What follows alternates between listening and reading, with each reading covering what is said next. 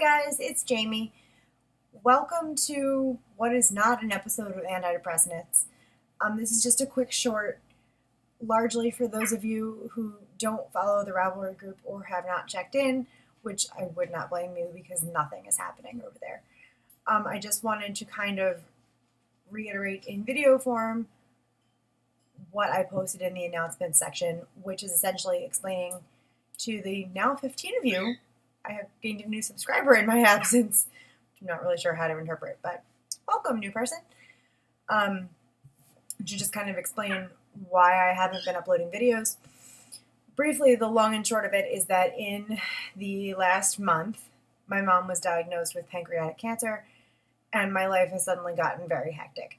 So I live 45 minutes north of my parents, and I have been back and forth a couple days a week to, for right now, bring them extra meals, just kind of visit, spend some time. Starting tomorrow, June 1st, my mom starts chemo.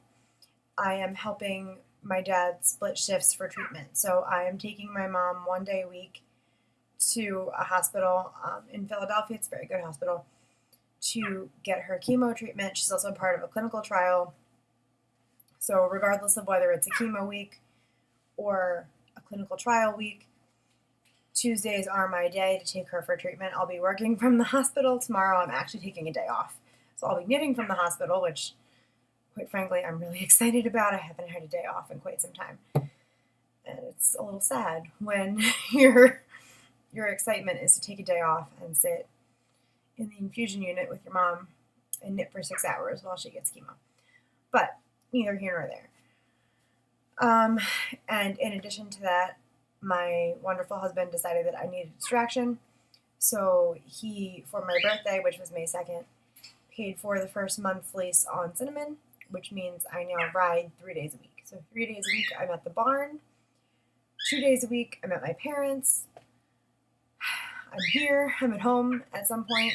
I still work a full-time job.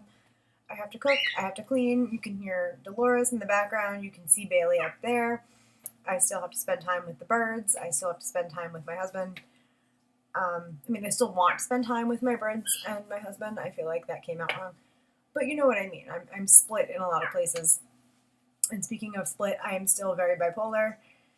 I'm in the middle of a med adjustment because the meds I'm currently on are not keeping me stable, or as stable as my psychiatrist would like throughout this lovely situational upheaval that my life has been in. So, all of that is to say that it's been very difficult to not find the time. There have been times when I could have podcasted, but I just wasn't in a good space. I did actually do an episode, threw it out, wasn't good. So yeah, I would still very much like to fit this in my life, and that is part of the reason why I am making this quick and very dirty video, to just sort of put some of this out there for you. I have a content-related question. So, in reviewing the 4, 5, I don't even know, however many episodes I have currently produced, here's the sitch.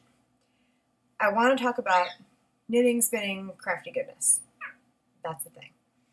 I want to continue to talk about ponies, ponies, ponies, because that is the thing I am doing a lot of. I am now currently riding 3 days a week, and my pony is adorable, and I love him. And so I want to continue to talk about him because he's fabulous. And I want to continue to talk about mental health, mine and otherwise, because it's an increasingly important topic to me. So, that having been said, because I am podcasting in an ever more irregular schedule, I don't know if the episodes are going to get longer or going to continue to stay at their current length, but I'm averaging like an hour and 20 minutes. So my questions for you, my lovely viewers, are the following. Would you prefer that I continue the current format as is and continue to produce hour and change long episodes? Like, is that fine? Do you like that format?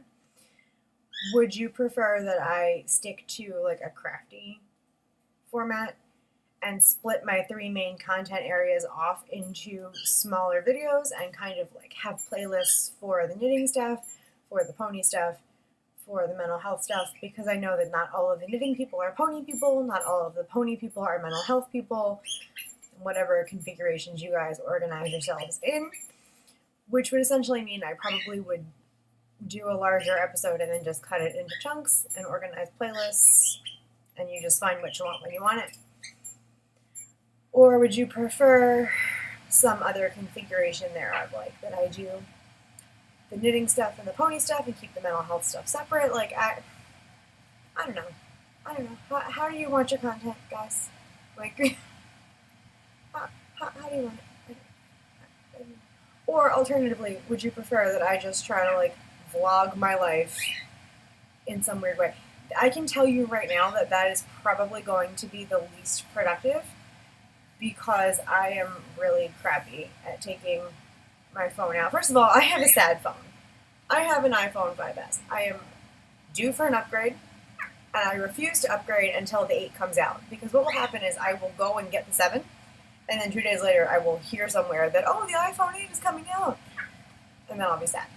So I have, like, no space on this. I get notifications on the daily that my iPhone is almost full, and I ignore it. So taking this and trying to take video of things is not happening. My mom is a little bit of a private person, and I would feel really uncomfortable vlogging her, like, chemo journey in her face. I do have a private Instagram set up to kind of chronicle. Not much. I'm not taking pictures of her at chemo because that's not cool and she'd kill me. But some stuff. It's at Wings Without Me, and if you're interested in following that, just send me a DM and let me know that you're a podcast viewer and you'd be interested in following it, and I will approve you on that account. That's fine. But that is not a thing I'm going to vlog.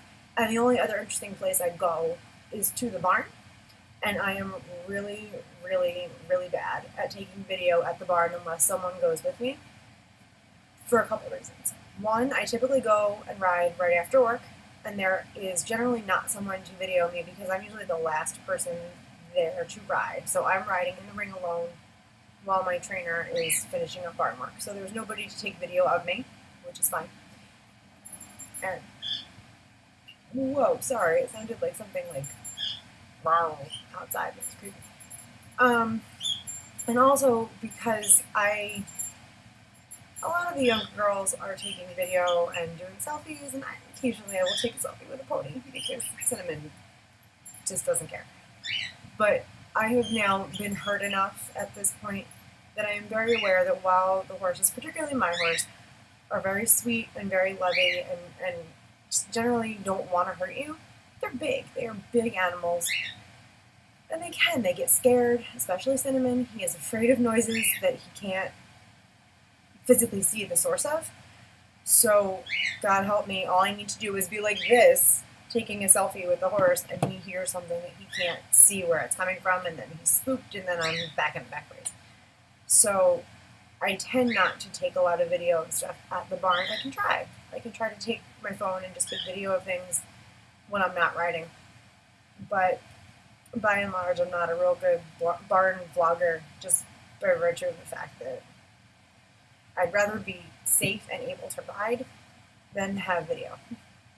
So, vlogging, probably not your best option content-wise. So really what I'm asking is, would you prefer the current format, which is longer episodes that consist of my 3 main content areas of choice: craftiness, ponies, mental health stuff, or would you prefer that I chop it up into, like, keep, like, the main podcast focus and chop it up into smaller content-related episodes? And, like, while you're at it, can you guys tell me what your main, like, why you come to watch the podcast? What is the main reason that you're here? Because I always kind of assumed it was a knitting, crafty-related thing, but it might not be. I don't really know. I could be really wrong. Could be the ponies. Could be the crazy. I don't know. So, if you could be the birds. Could be my handsome parrot over there who is just happily reading his tail feathers. So yeah, if you could let me know what your preferred content areas are and how you would like your content delivered, that would be great. I am going to try my level best to get something out to you, an episode within the next couple of weeks. So if you could let me know how you would like it served, I will try. I've been doing some stuff. Like, it's not like I haven't been doing anything. Not as much because, again, barn 3 days a week. But I'm doing good. Finished the Carrie shawl like forever ago. Have to show that to you. On section 2 of my mind game shawl. Started a cross stitch project. Stuff has been happening. Won some fiber from Gabby of Once Upon Corgi. Gonna do Sip and Spin with Adrian of Freakish Lemon. Really just moving right along there, guys. But here's the email's gonna go. There it is. But I'm just doing it behind the scenes, and hopefully, so theoretically I'm going to work. I'm not sure, I can't even remember if I've mentioned this in like the 10 minutes I've been recording. But theoretically I'm gonna work from the hospital while my mom has chemo. Tomorrow I'm not. I have plenty of days time that I can take. And my husband and I have postponed our honeymoon because my mom's chemo and hopeful surgery would have overlapped with our cruise. So we're going to do that next summer, hopefully, instead. And so I got a week of time back, is essentially what I'm trying to say. So I have plenty of time, and I just decided that for the first week it was better to go to the hospital, figure out where I'm supposed to go, not be stressed about, like, oh god, I have to set up my laptop, or I'm going to miss this, this, and this. I just took the day. So tomorrow I have 6 hours to sit in what I hope is going to be a recliner and talk to my mom while she gets infused and knit and like tell her stories and just relax. I have a new issue of Spin-Off magazine that I'm going to read. So hopefully I'm going to put a dent in some crafty type stuff. Ordered some new stork scissors. I've really been like, I'm a little manic, and I've been treating myself to some small fun things. So I do have some stuff to show you, which is exciting. The next time I have a chance to sit my butt down and do some things. But unfortunately June is rather a crazy month.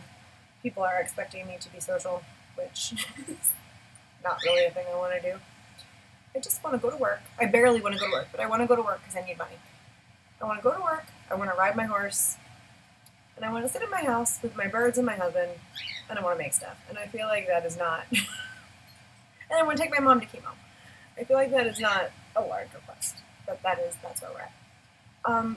Briefly, before I end this video, because I'm sure people will have questions, it may look like I am inappropriately, I want to say pleased, but my affect does not match the fact that my mom has pancreatic cancer, which is a notoriously aggressive form of cancer. We were very lucky with my mom's diagnosis. We thought she had an ulcer. My brother, who still lives at home, noticed that my mom's eyes were very yellow and jaundiced. And we, at the time, thought that it was a reaction to her ulcer medication. She was admitted to the ER, they did some imaging, and found that she had a mass on her pancreas, which was blocking her biliary ducts, which was causing bile to back up into her, all the way clear up into her eyes. And her skin was jaundiced as well, but my mom is very olive complected, she's Italian.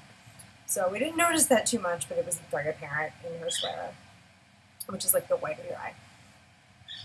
So they put a stent in, which helped open up the ducts, let the bile recede, and she is no longer jaundiced, which is lovely. Reduced some of the inflammation in there, but she still has a mass pushing, in her pancreas, pushing on everything. Did a biopsy, determined it was cancerous. Surgeon came, what is with me and like double past tensing everything? Surgeon came in and consulted and said that, like, look, it's a 3 centimeter mass. Typically stage 1 pancreatic cancer masses are like are like 2 centimeters. If it was a little smaller, if it was a little smaller, we could go in, do a Whipple procedure, which is very simplified, where they go in, they remove part of your pancreas, your gallbladder, part of your duodenum, which is part of some intestine, your small intestine, I think, part of your intestines. I have a lovely essentially welcome to Pancreatic Cancer packeteer from the Pancreatic Cancer Action Network. It was free. It was lovely. It explains like what pancreatic cancer is, how they treat it, what the stages are, finding clinical trials, which fortunately we didn't need because my mom's hospital had one going that was a good fit for her. But anyway, the Whipple is essentially they remove all of these things and then it's kind of like unplugging a lot of plugs from a power adapter, and then they replug them all in directly into your stomach. Very strange. But they would go in and Whipple her right now if the mass was not that extra centimeter larger. And what that extra centimeter is doing is it is very, very close to a major artery. If it was a vein, it's not a problem. It's an artery, it's a problem. So they're doing chemo to shrink it and get it to back off of that artery so that hopefully in 6 weeks or so, it will have shrunk down enough that you can see Billy throwing his toys. It's shrunk down enough, it'll be backed off of that artery enough that they can go in and schedule surgery and remove it. So just a few lovely pancreatic cancer stats for you if you're not familiar. Pancreatic cancer is very aggressive, kills a lot of people. Most notably in recent years, it has killed Patrick Swayze and Alan Rickman. So that's fun. 80% of people who are diagnosed with pancreatic cancer are diagnosed late stage, like stage 4, because it does not produce a hormone, does not push on the gland that produces a hormone. My mom was very lucky. She was in the 20% of people who had a symptom. Of people who have what's called neoadjuvant therapy, which is what my mom is having, where you're having chemotherapy prior to surgery. 50% of those people become resectable. So right now my mom is stage 2, or what's considered borderline resectable, meaning it could be resected or removed by surgery. 50% of the people, roughly half, who are having chemo will be eligible for surgery. We are hoping that my mom will be in that 50%. Of the people that have the surgery, almost all of them, like 80-some to 90-some, are successfully resected with negative margins, meaning they get all the cancer and then some. So we're in pretty good shape. She is doing an immunotherapy clinical trial, meaning that she gets 3 days a week, she goes to the hospital and gets an infusion of something. So on the weeks that she gets chemo, one day she gets chemo, tomorrow is chemo day, it's like a 6-hour day. She just chills in a chair. She has a port, like a permanent IV essentially in her chest. And they infuse essentially poison into your system to try to kill the tumor before the tumor kills you. That's chemo day. That's every other week. The non-chemo days, so 2 days on chemo weeks, 3 days on non-chemo weeks, she gets a high concentration dose of ascorbic acid, which is essentially vitamin C, like a high concentration vitamin C, which acts differently when it's infused into your tissue versus when it's taken orally. And in a simplified way, from what I understand, from what the doctors have told me, is it's meant to do 3 things. It's meant to reduce the negative effects of chemotherapy, so hopefully she won't feel as ill. Chemo really is like gnarly, because again, it's poison, like you're poisoning yourself. It is meant to reduce the immunocompromisation of people who receive chemotherapy, because it really does mess with your immune system. You're, again, poisoning yourself. So you're more susceptible to infection, you're more susceptible to sepsis, lots of really gross, gnarly stuff. It's kind of like people who have AIDS. A lot of them don't die from HIV/AIDS, they die from secondary infections. And people with pneumonia die from secondary infections because you're so immunocompromised. And the third thing it's supposed to do is it increases the receptor sites of the tumor. Like, again, in a very simplified way, it makes the tumor more porous, for lack of a better word. I don't believe tumors really have pores, but like whatever. And it opens the tumor up so that more of the chemo can get inside the tumor. And whoa, hello, darkness, my old friend. It's good to speak with you again. Anyway, okay, we're just gonna sit in the, oh, hello, okay. So, more of the tumor, like, you know when you take vitamins, if you take too many, you just sort of pee out, excrete out what you don't need. That's what happens with chemo. They overload you with poison, and then whatever your body can't take and use to fight the cancer, you get rid of. Well, the vitamin C is meant to make the tumor site itself more porous, so that whatever your body is going to use more of it to fight those cancer cells, so that you're excreting out less and using more. So that's the purpose of the vitamin C. So she gets high dose vitamin C 5 times in 2 weeks, if that makes sense. So we will see. We'll see how that goes. It's going to be a long, long summer. But we are strangely optimistic. Stage 2 is a hell of a lot better than stage 4. For the most part, she feels pretty good. She's tired. Eating is a challenge because of, first of all, where the tumor is like pushing on things that you need to digest. And second of all, like your pancreas digests complex fats and sugars and stuff. And so anything with a carb in it is really hard for her to digest. Some things, like pasta is generally fine. Certain pizzas are fine, like Papa John's, generally okay. Pizzeria Uno, no bueno. Little Caesars deep dish, no. Little Caesars regular, like circular pizza, fine. Weird. Anything fried? Absolutely not. She got cocky the other day and had a burrito. Worst choice ever, because the tortilla is like thick and dense, plus it has rice, which is like a dense green carb. It's just bad. Just bad idea. And so she gets terrible pains when she eats that kind of stuff when she's up late. Anything proteiny is really good.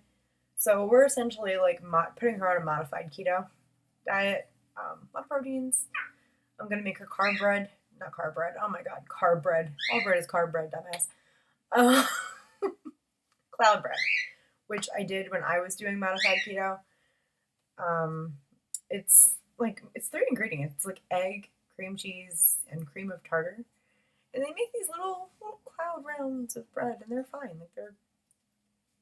I didn't love them. Some people that really do heavy keto are like, oh, I make pizzas out of them. But I do not think they go with everything. But, they're not bad. I made quiches the other day. I'm going to take them down to my family because my dad and my brother love them. And I figured that way my mom won't have to cook. And if my mom wants to, she can scoop the filling out of the shell, because the shell is carby. But the filling is all protein. That's like all delicious cancer-approved food. Not that there is such a thing as cancer-approved food. Her oncologist is like, eat whatever you want. Please, just eat. Because she has lost a considerable amount of weight. She's not in a dangerously thin zone, but she's lost a considerable amount of weight. So, lighting. Hello. So anyway, all of that, this is supposed to be a 10-minute video. Now I've been talking for 20 minutes. So all of that is to say, this is why I'm not podcasting. I want to keep podcasting. My life is ridiculous. People need to quit trying to die on me. Between my husband last summer with the aortic dissection and now my mother this summer with cancer. Like, seriously, I could use a break. Please, people, stop trying to die. I love my family. Please, let them stay. Is it me? Is it me you're trying to run away from me? Yeah. So, in an effort, and once again, just to summarize, in an effort to help me fit this into my life and to put my content out there in a way that the people who actually are following my content want to access it, please tell me the format in which you prefer to see my stuff. And please tell me what your favorite stuff is, so that I can do more of the stuff you want to see and not as much of the stuff you don't want to see, except the mental health stuff, because I feel like that's non-negotiable. Because I'm a little crazy, and if I don't put it out here, it's got to go somewhere, guys. I'm sorry. It's got to go somewhere. It does. So that's the thing. I need time. What time is it? It is 5:45. I need to go make food. I need to go pack clothes, because tomorrow it is Wednesday, May 31st. Tomorrow is Thursday, June 1st, and that means it's first chemo day, which we are super excited about, because the sooner we get chemo, hopefully the sooner we get cancer out of here.